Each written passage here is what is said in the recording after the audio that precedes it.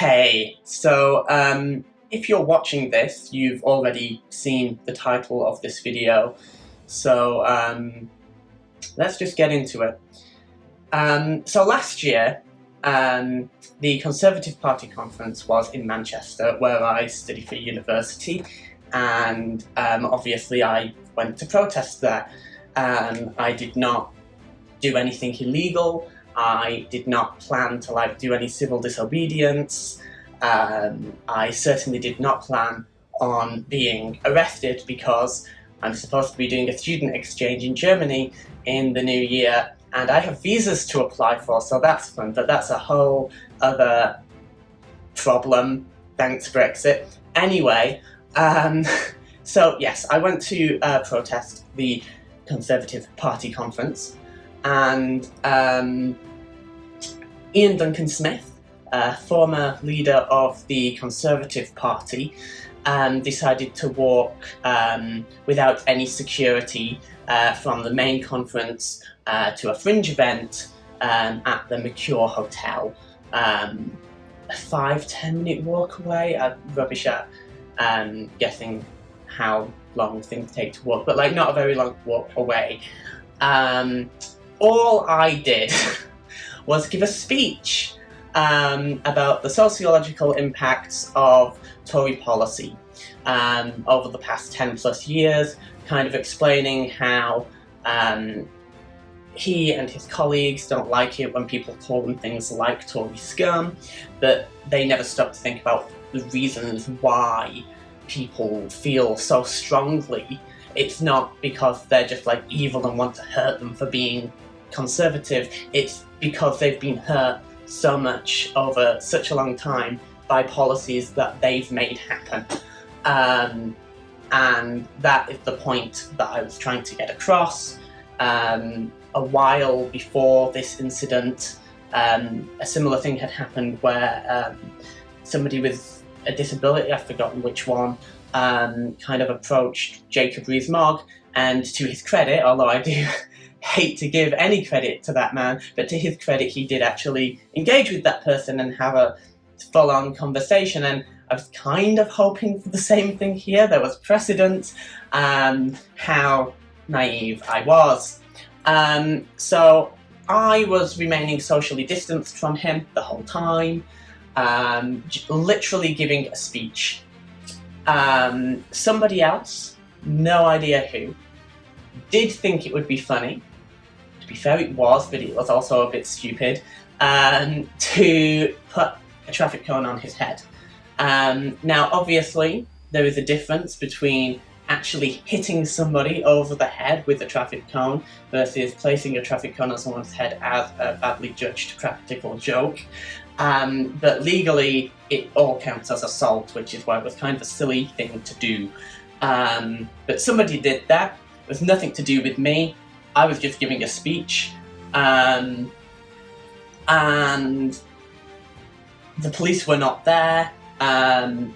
He went into the hotel. The thing was over. I was just going to walk back to the main protest at the conference. And then the police came and arrested 5 of us on suspicion whilst they investigate. I was one of the 5. No problem with the fact that they arrested me. They didn't know at the time who put the cone on his head. I get that they've got a job to do, even though I don't necessarily think the law... I feel like the law is quite bad at judging grey areas, like the whole practical joke versus assault thing. But regardless, they have a job to do. The law is what it currently is. So yeah, they bailed me away from the conference. They didn't bail me away from where it happened. So I went back a couple of days later, and I was very happy to see, brilliant, there's a massive big CCTV camera right there. They'll easily see I wasn't the one who put the cone on his head, and that will be the end of it.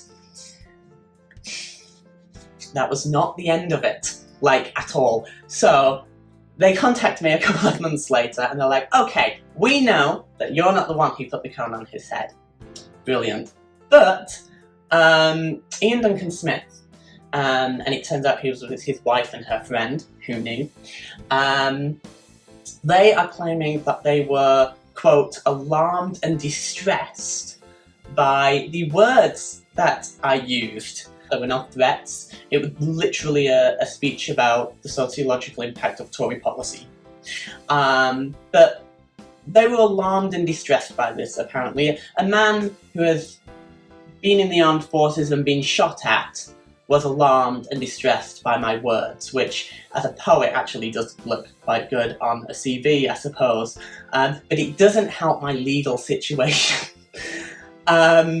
So, yeah, because they're claiming to be alarmed and distressed by the words that I used, they are charging me under the Public Order Act for causing alarm and distress with my words. A charge which, technically, the maximum possible sentence they could give me is 6 months in prison.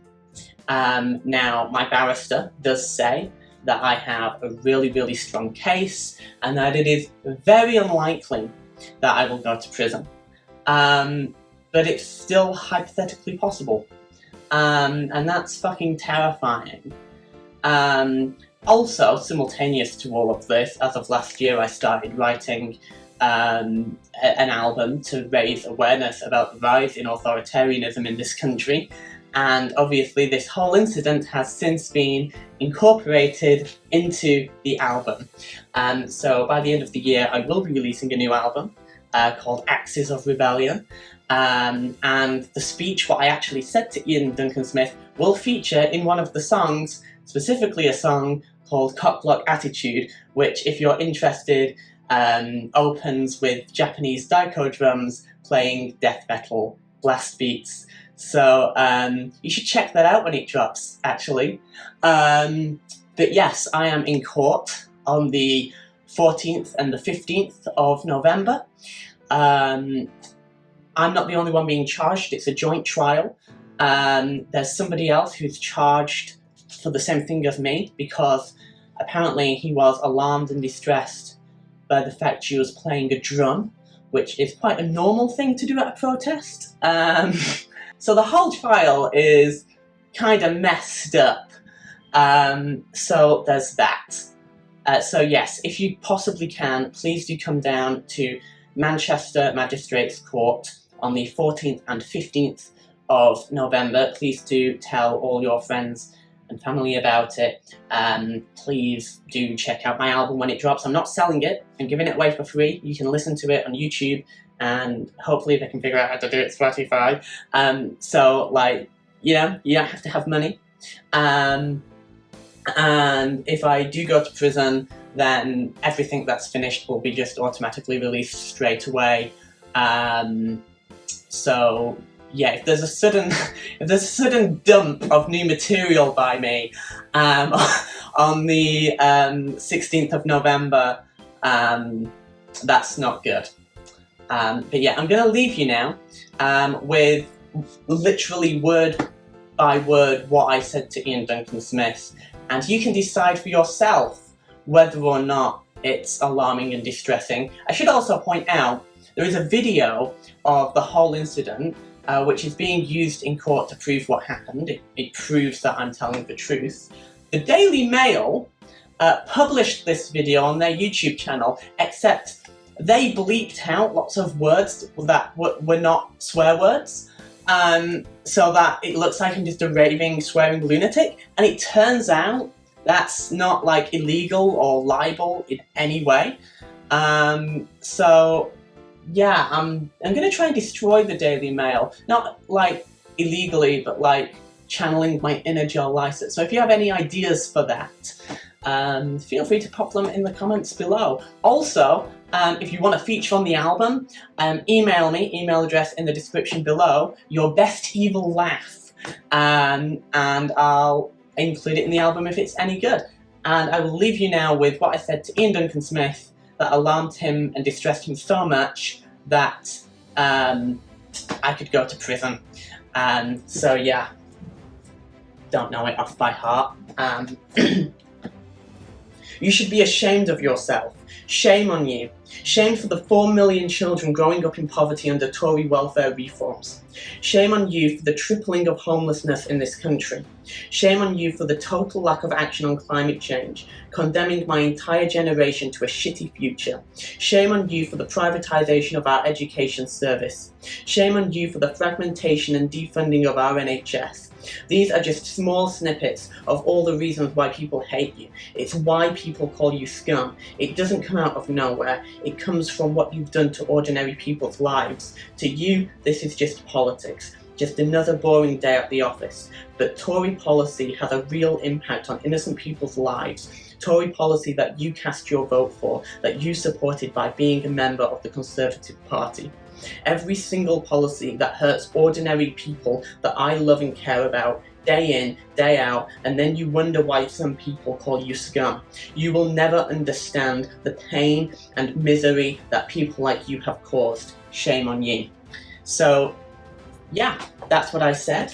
I hope to see you all on the 14th and the 15th of November.